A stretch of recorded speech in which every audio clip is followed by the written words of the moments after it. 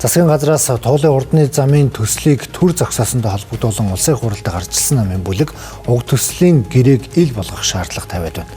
За түүнчлэн төслийн санхүүжилтийн их үүсвэрийг нээлттэй мэдээлж төсвөөс зарцуулсан хөрөнгийн задаргааг олон нийтэд тайлагнах, гүйцэтгэгч компаниудад олгосон санхүүжилтийн нөхөн төлөвлөх талаар давхар шаардлага тавилаа.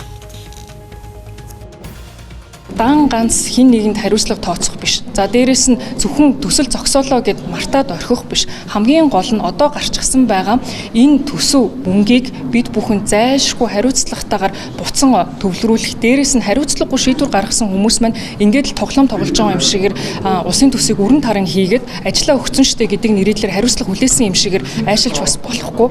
Тийм учраас бид бүхэн бол дараагийн шат чатны шаардлагуудаа тавиад явна. Улсын хурал дээр хян шалгах төр ороо болон төсвийн зарлагын дэд хороон дээр ч гэсэн бид бүхэн ажлын эсгүүд ажилуулад энэ тухайн нийтэд ил тод биш байгаа гэрээнүүдийг ил гаргах дээр бол цаашид ажиллана.